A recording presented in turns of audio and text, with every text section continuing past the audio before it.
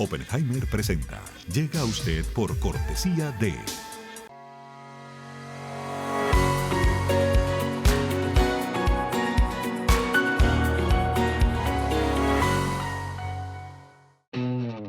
UAD es más que una universidad. Es vivir una experiencia única de aprendizaje. Es tu tiempo de vivir. UAD Experience.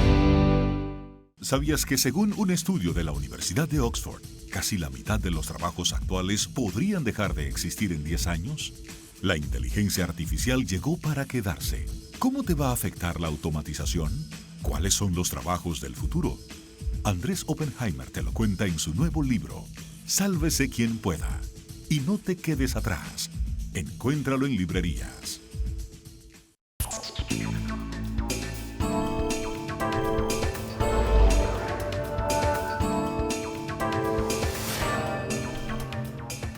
Hola, ¿qué tal? ¿Cómo les va? Soy Andrés Oppenheimer. Gracias por estar con nosotros.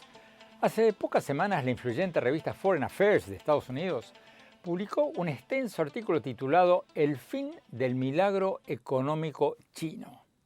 Y desde entonces, los titulares de los periódicos han estado informando de cada vez mayores problemas económicos de China que pueden tener un impacto impresionante en todo el mundo, especialmente en los países latinoamericanos. Porque China es el principal mercado de exportación de muchos países latinoamericanos y una fuente de muchos préstamos para la región. Pero, ¿qué va a pasar ahora si se pincha la economía china? Y si, como dicen muchos economistas, este bajón económico chino no va a ser una cosa pasajera, sino permanente.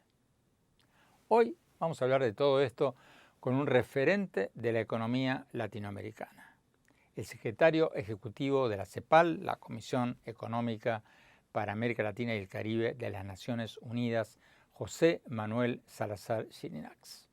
Y también lo vamos a conversar con el ex embajador de México en China, Jorge Guajardo. Es uno de los embajadores latinoamericanos que más tiempo ha vivido en China. Más tarde en el programa, en nuestro habitual segmento El Innovador de la Semana, vamos a hablar con Ricardo Weder, el cofundador del supermercado en línea Justo, que reporta haber recaudado $300 millones desde su fundación hace muy pocos años. Ya está operando en México, Perú y Brasil.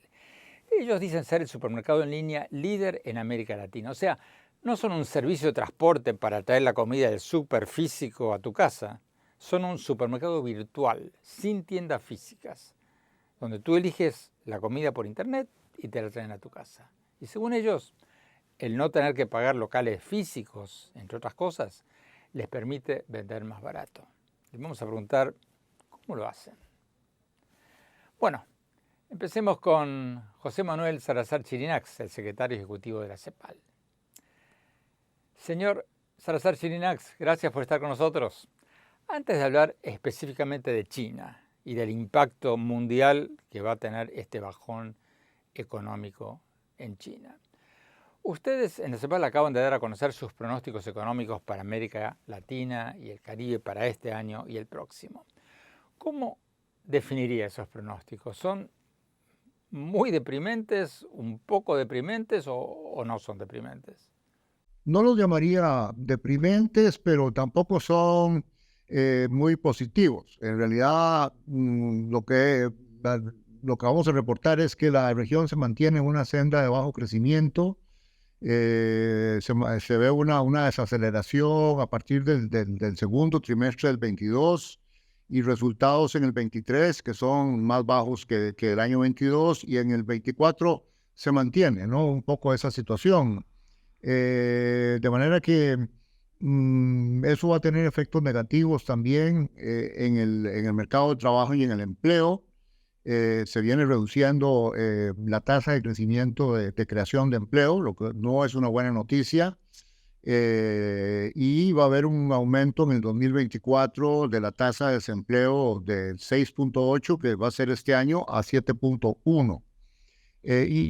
Y bueno, eso significa que las brechas de género y otras características, pues no hay una situación fácil para cerrarla. Ahora, esto en gran parte es porque la economía mundial misma está en un mal momento. No hay ninguna economía de las importantes con una tracción fuerte.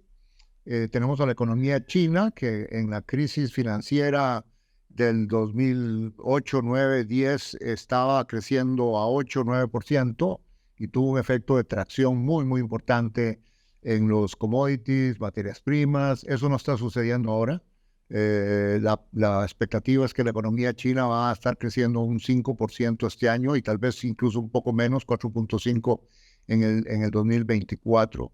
De manera que, bueno, y si vemos el crecimiento de Europa es muy bajo, el de Estados Unidos es un poquito más alto, poco más de 1, de manera que no tenemos ningún socio comercial con gran dinamismo y eso no ayuda. Antes de hablar de algunos países en particular, veo que ustedes pronostican un crecimiento económico regional para toda América Latina del 1.7% para este año y algo menor, del 1.5% para el año que viene. Pero ayúdenos a poner esto en contexto. ¿Qué significa esa cifra? ¿Qué porcentaje necesitaría crecer la economía latinoamericana para poder darle trabajo a los millones de jóvenes que se suman a la fuerza de trabajo todos los años? Sí.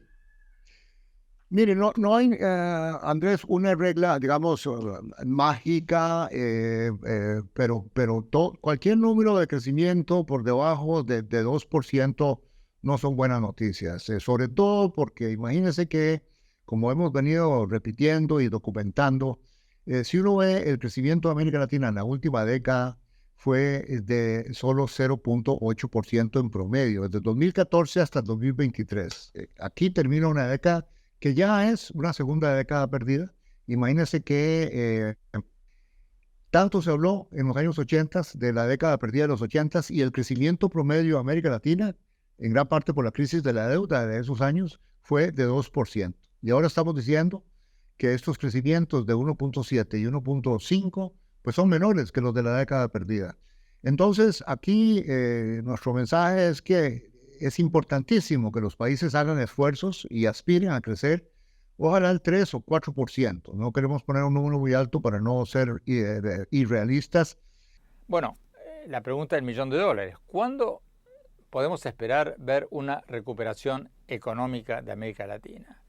Si no se recupera este año ni el año próximo, según los pronósticos de ustedes, ¿cuándo? ¿Cuándo podríamos ver una recuperación? ¿En 5 años? ¿En 10 años? Muy buena pregunta, Andrés. Y yo creo que la palabra clave ahí es cuando dices esperar, porque el tema es que en el pasado la principal dinámica del crecimiento de América Latina la daba el ciclo de los commodities, de las materias primas.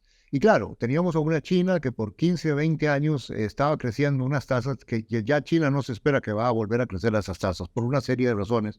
Además de que aunque creciera a nivel alto ya no es tanto un crecimiento basado tanto en minerales y eso, están creciendo los servicios, demandas de la clase media, bienes de consumo. Ya no es ese crecimiento chino de un boom de construcción gigantesco donde estaban invirtiendo más del 40% del PIB en construcción y que demandaba tanta materia prima de América Latina. Entonces ahora la clave del crecimiento, y esto es bastante nuevo, es decir, CEPAL lo ha venido diciendo por años, pero ahora es más importante que nunca, va a ser estas apuestas productivas. O sea, el crecimiento tiene que salir de alguna parte, del sector construcción, del sector manufactura, de los servicios, de la economía del cuidado, de los servicios empresariales modernos, del sector farmacéutico. Es decir, el crecimiento sale de cosas muy concretas, de las actividades que hagamos. Entonces, es importante, y por eso nuestro mensaje es ponerle mucho énfasis a las políticas de desarrollo productivo para salir de esta enfermedad de bajo crecimiento, de crecimiento mediocre. Porque nuestro gran llamado de atención, nuestra gran banderilla roja que estamos planteando es que si no logramos elevar la tasa de crecimiento a 3, 4%, esta enfermedad de bajo crecimiento nos va a traer otros males, o nos va a contagiar de que vamos a perder la paz social, vamos a convertirnos en sociedades cada vez más desiguales y violentas, vamos a tener más millones de personas migrando, y últimamente es una amenaza contra la democracia, porque la gente si no tiene esperanza de un futuro mejor, si no piensa que el año entrante, que tu pregunta, ¿no? Que dentro, ¿cuándo? ¿Y qué gobierno nos va a dar una prosperidad? Tenemos que ir a un corte. Cuando vamos a hablar sobre los pronósticos económicos concretos para varios países latinoamericanos en particular. No se vayan, ya volvemos. exclusivas residencias de lujo frente al mar en Miami, el nuevo desarrollo de Fortune International Group y Chateau Group, una ubicación privilegiada con inmejorables vistas al mar y la ciudad. The St. Regis Residences, Sunny Isles Beach en Miami, es el lugar perfecto para una vida soñada. La impecable arquitectura y el refinado estilo de St. Regis, junto con los exclusivos servicios y amenidades, ofrecen una experiencia inigualable.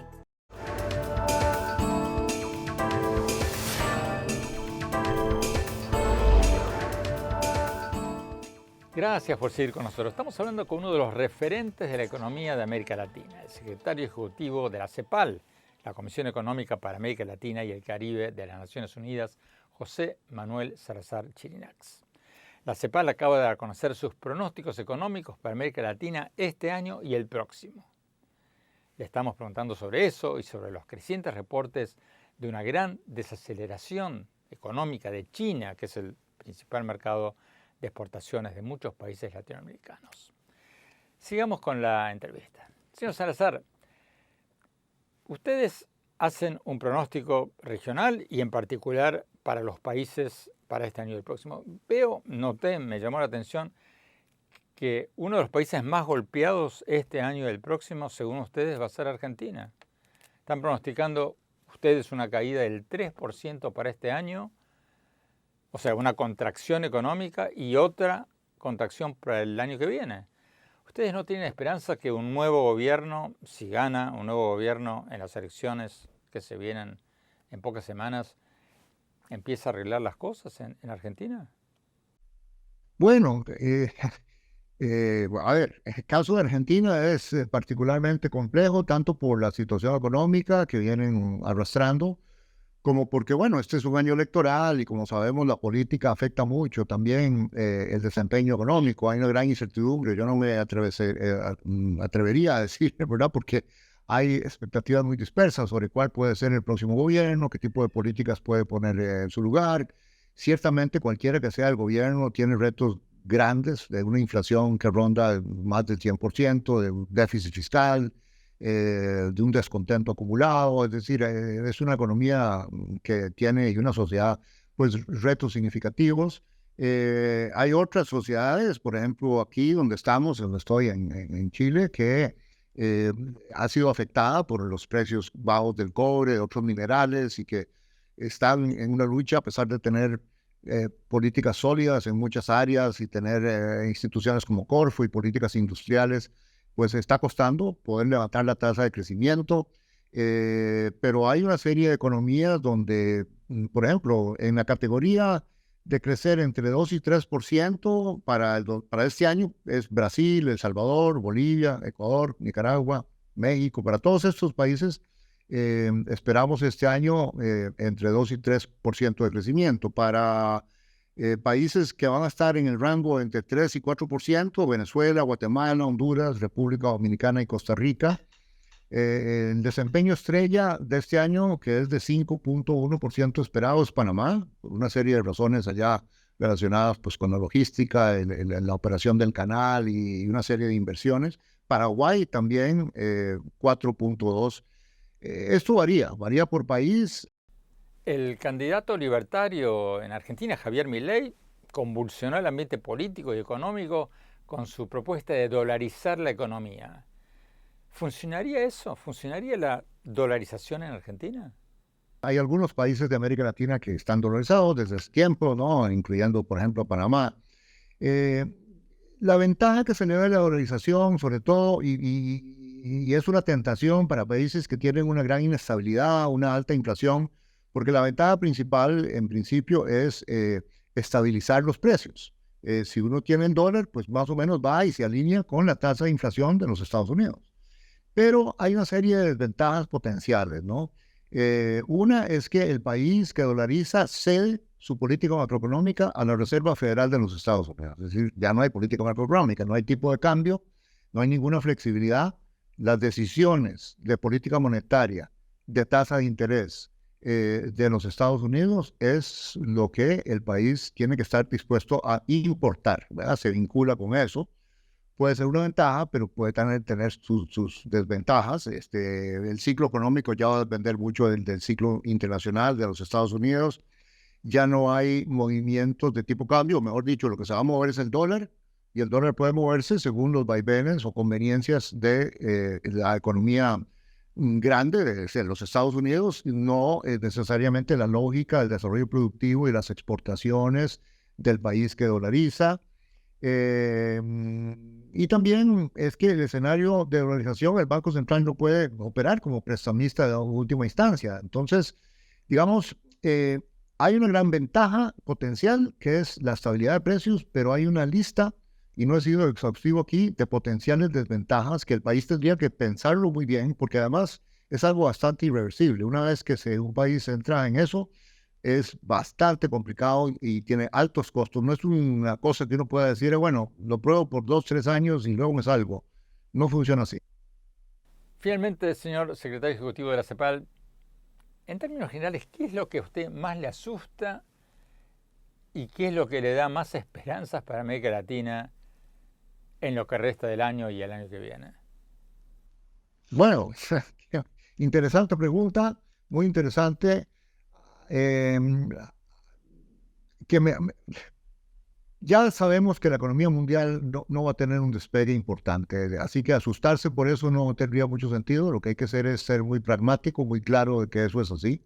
Y yo creo que la consecuencia de eso es decir, tenemos que sacar la tarea, tenemos que priorizar temas de crecimiento, de desarrollo productivo, de apuestas, temas de educación, que estamos tan golpeados después de la crisis, ¿no? En el tema educativo, porque al final de cuentas es lo que hagan las poblaciones, lo que sepan hacer las poblaciones. De manera que, en ese sentido, me da un poco de esperanzas, o bastante esperanzas, del hecho de que veo a muchos gobiernos bastante claros de esas prioridades, de que hay que hacer esa tarea.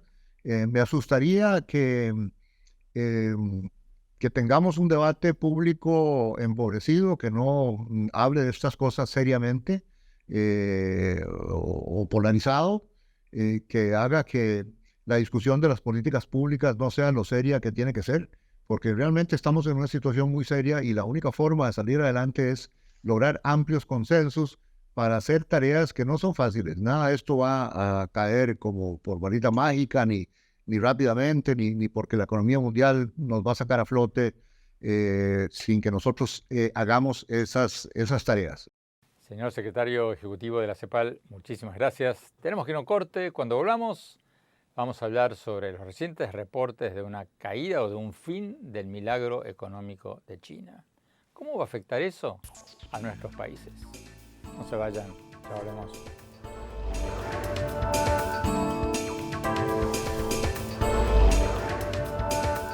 Gracias por seguir con nosotros. Como les contábamos al principio del programa, la influyente revista Foreign Affairs de Estados Unidos publicó hace poco un extenso artículo titulado El fin del milagro económico chino. Y desde entonces, los titulares de los periódicos han estado informando constantemente sobre los cada vez mayores problemas económicos de China, que pueden tener un impacto en todo el mundo y muy especialmente en América Latina. ¿Por qué? Bueno, porque China es el principal mercado de exportación de muchos países latinoamericanos y una buena fuente de préstamos para la región.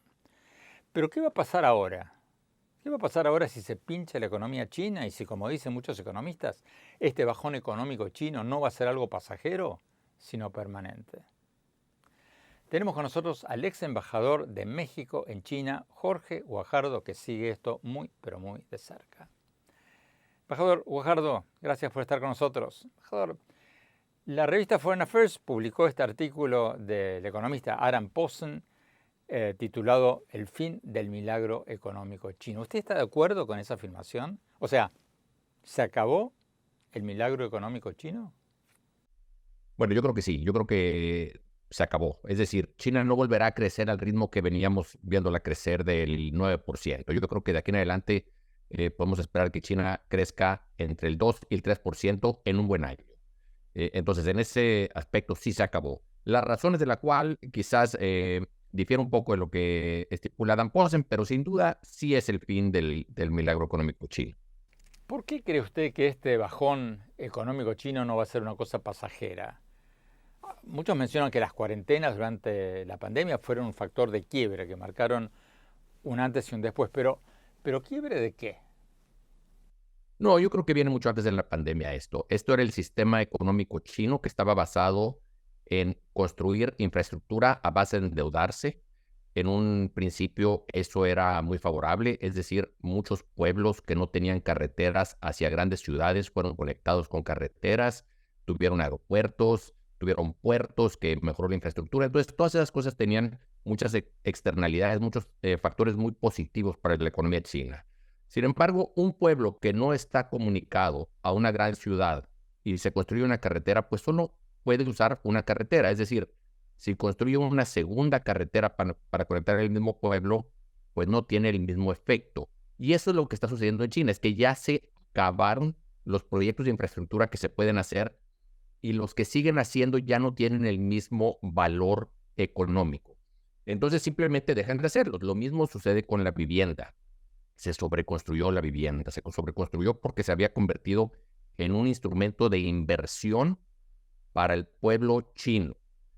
Y bueno, están ya sobreinvertidos en vivienda, ya no hay capacidad para más vivienda, entonces se acaba, ya deja de construirse porque ya no hay dinero para construirse y porque ya no hay necesidad para construirse. Entonces, un sector que impulsaba la economía china deja de ser ese motor. Y bueno, pues el efecto era de esperarse. Pero esto viene mucho antes de la pandemia. Si acaso la pandemia lo acentuó. Otros economistas citan factores estructurales, como por ejemplo, muchos citan el quiebre de la confianza de los chinos en su gobierno, porque las cuarentenas fueron tan severas, tan brutales, que muchos chinos, especialmente en el sector privado, tienen miedo que el gobierno tome medidas arbitrarias y, por ejemplo, les haga un corralito. ¿Hay algo de eso? Yo creo que sí. Esa es la tesis de Adam Posen, de que efectivamente un gobierno autoritario llega un momento donde pierde la confianza de su pueblo por este tipo de medidas draconianas, y una vez que hace ya volver a esa confianza es muy difícil, y que China llegó a ese punto. Lo creo, es factible. Yo creo que cuando se llega a una desaceleración del nivel que está viviendo China, hay muchos factores, no nomás es uno. Y sin duda este puede ser uno de ellos, el autoritarismo del gobierno chino. Tenemos que ir a un corte. Cuando hablamos, vamos a preguntarle al embajador Guajardo sobre la posibilidad de que China, para estimular su economía, inunde el mercado mundial y de América Latina con productos por debajo de los precios de mercado. Y después, nuestro segmento habitual e innovador de la semana, vamos a hablar con el cofundador del supermercado en línea Justo. ¿Van a desaparecer los supermercados físicos? ¿Vamos a hacer nuestras compras en supermercados virtuales? No se vayan, ya volvemos.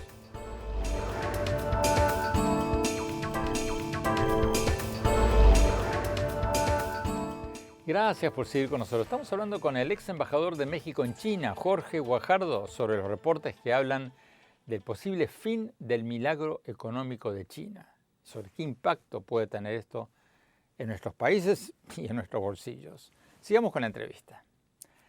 Embajador, ¿qué impacto va a tener la desaceleración económica de China en América Latina?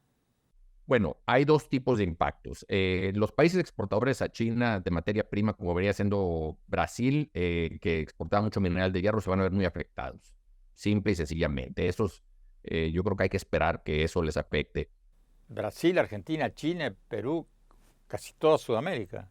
Chile exporta cobre y el cobre es un material esencial para la electrificación del parque vehicular, donde China lleva un gran terreno recorrido. Entonces, el cobre en sí no se va a ver tan afectado como el mineral de hierro que se usa para hacer acero, edificios, cosas que sí se van a ver afectadas. Entonces, por eso me centro más en Brasil, que es exportador de mineral de hierro, versus Chile, que es exportador de cobre. El cobre no va a estar tan afectado. ¿Y los exportadores de comida, como Argentina? Hasta ahorita el consumo es lo que menos se ha visto afectado en China. Insisto, el sector vivienda, bienes raíces es el más afectado, por eso el mineral de hierro. El sector consumo no tanto. Yo creo que las exportaciones de comida seguirán, pero a mí me preocupa mucho, Andrés, la sobrecapacidad instalada en China. ¿Qué quiero decir con esto? En cualquier país con una economía de mercado, cuando se cae la demanda porque se entra en una desaceleración económica, simplemente los productores bajan la capacidad de producción. Es decir, las fábricas producen menos porque hay menos demanda para sus productos. Desgraciadamente eso conlleva el que despiden a gente y tiene todas estas otras causales. En China no lo hacen. En China, como es una economía más de gobierno, no quieren reducir la producción para no tener que despedir a la población. Y al no disminuir la producción, tienen una sobrecapacidad instalada, están produciendo para un mercado que no existe en China. ¿Qué van a hacer con esa producción? Pues la van a tratar de mandar a todo el resto del mundo. Y eso me preocupa porque hay muchos sectores donde es tal el nivel de producción de China que si lo empiezan a exportar a mercados como el colombiano, el mexicano, el peruano, van a desindustrializar sectores enteros. A ver si entendí bien, embajador. Usted dice que China va a inundar al mundo con exportaciones a precios más baratos. Pues sí, porque tienen una sobrecapacidad instalada. Déjame ponerte este ejemplo. China produce 45 millones de carros, de vehículos, de autos al año. 45 millones, pero tiene un mercado nada más para 20 millones. ¿Qué va a hacer con los otros 25? Pues los va a exportar al país que se deje. Actualmente, por ejemplo, México, que es un país productor de autos, que es una potencia manufacturera de autos, resulta que es el principal mercado de exportación de autos chinos. ¿Por qué? ¿Por qué están compitiendo estos autos chinos en un mercado tan competitivo como el mexicano? Yo quiero pensar porque los están mandando a precios de competencia desleal. No me consta, no estoy listo para hacer esta acusación, pero es algo que creo que tenemos que monitorear muy de cerca. Lo mismo aplica en petroquímica, en acero, en cemento, en vidrio. Todas esas cosas que se usaban para construir edificios que ahora ya no hay, quien los quiere en China, la van a tratar de exportar a todo el mundo y va a tener efectos muy negativos en otros países. Usted mencionaba los autos, los carros. ¿Qué otros productos podrían caer en esa categoría? Bueno, desde luego, la petroquímica, PET, por ejemplo, el cemento, el vidrio, el acero, el aluminio, los electrónicos, son un sinfín de industrias donde China tiene sobrecapacidad instalada. Embajador Guajardo, muchísimas gracias por esta entrevista. Tenemos que ir a un corte. Cuando hablamos, vamos a nuestro segmento habitual, el innovador de la semana. No se vayan, ya volvemos.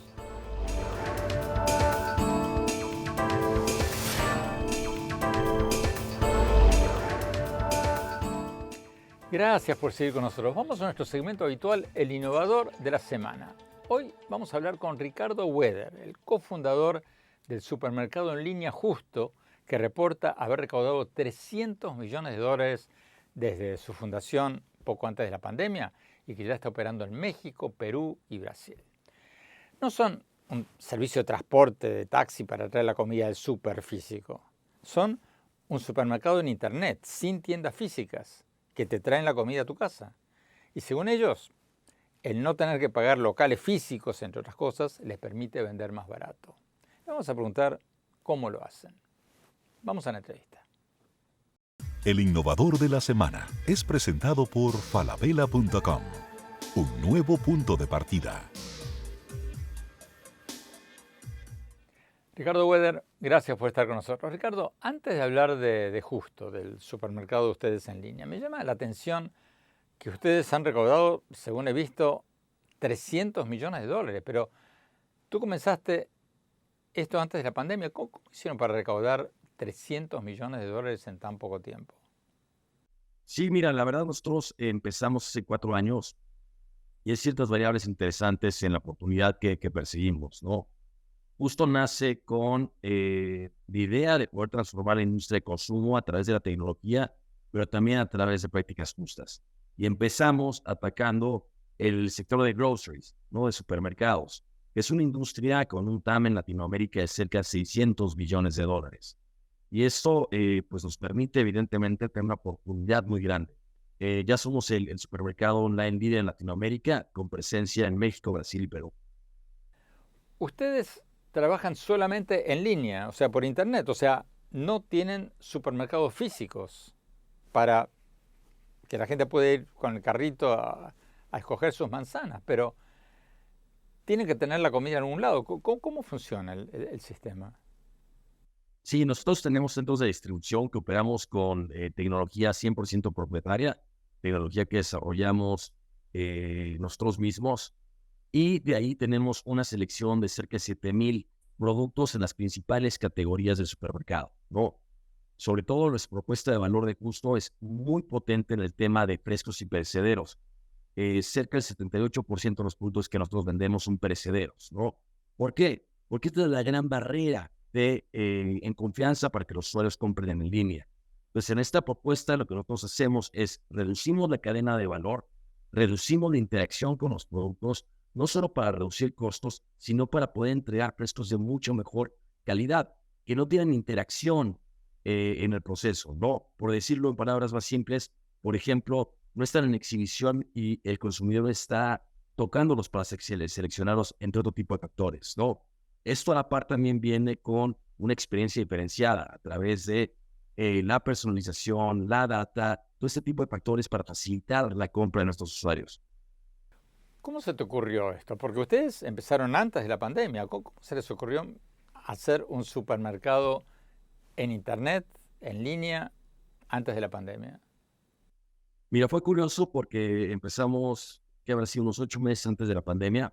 La realidad, no había forma de saber que la pandemia iba a ocurrir, iba a acelerar la industria, pero buscamos una oportunidad que fuera realmente grande y tuvo un impacto directo con todas las personas. A final de cuentas, la industria de consumo y a través de sus diferentes canales de distribución toca a todas las personas.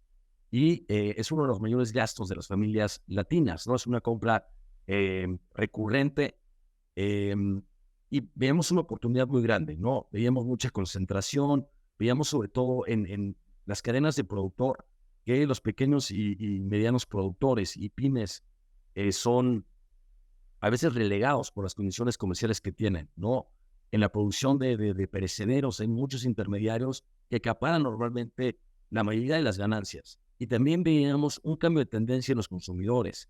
Y es así como decidimos que el futuro era realmente poder utilizar la tecnología para darle confianza y mejores alternativas a los usuarios para que ellos pudieran cambiar el tema de consumo, ¿no? Ricardo Weder, muchísimas gracias, muchísima suerte. El innovador de la semana es presentado por falabella.com, un nuevo punto de partida. Tenemos que ir a un corte. Cuando hablamos, mi reflexión sobre los vaticinios del fin del milagro económico de China y qué impacto va a tener todo esto en nuestros países y en nuestras economías personales. No se vayan, ya volvemos.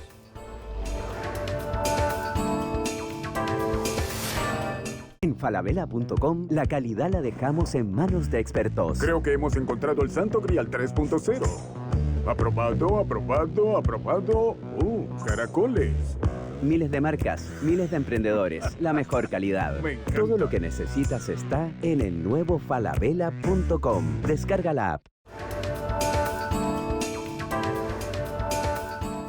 Gracias por seguir con nosotros. Mi análisis sobre el tema del que hablamos hoy, el gran tema mundial de este momento, tema que puede tener un impacto impresionante en la economía mundial y en la economía de nuestros países y en nuestra economía personal. El fin del auge económico de China. En las últimas décadas, China se ha convertido en el mayor socio comercial de muchos países latinoamericanos y bueno, todavía lo es. Y es un importante inversor en toda la región y un salvavidas financiero para muchos gobiernos latinoamericanos. Pero la economía china se está cayendo.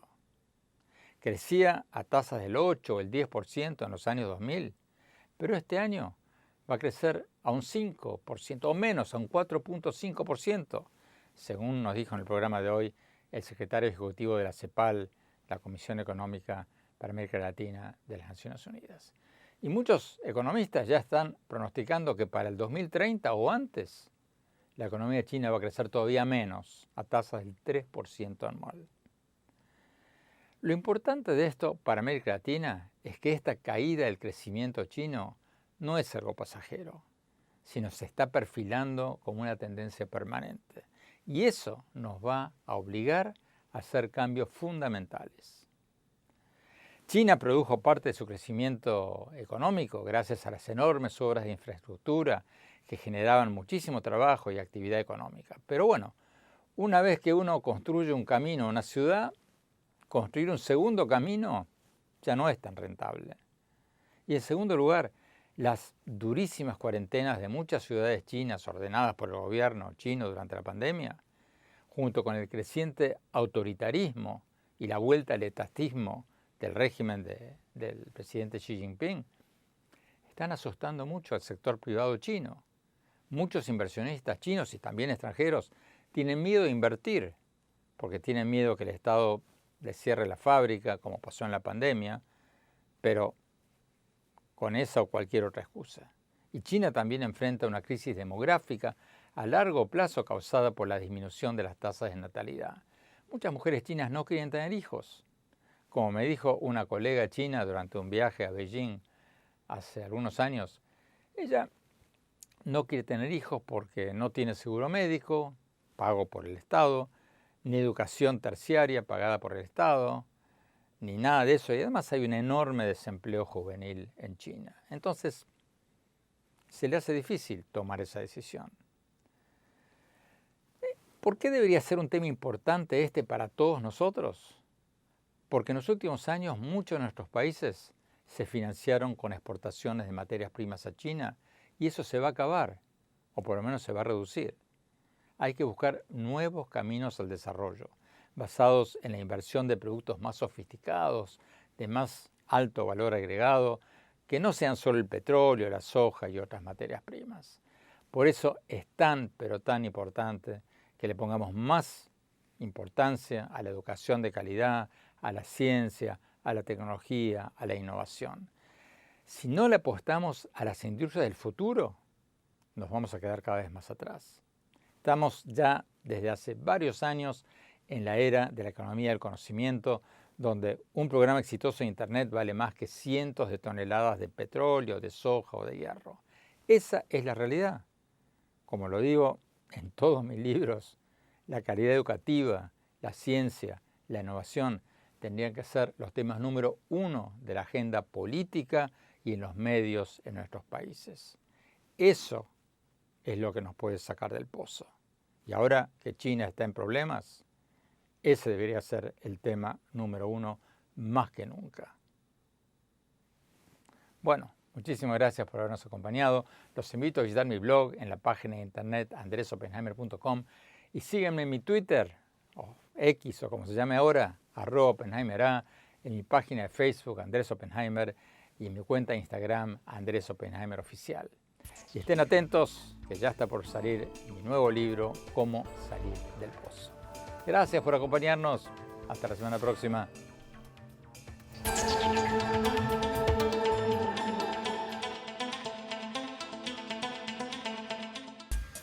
Oppenheimer presenta. Llega a usted por cortesía de...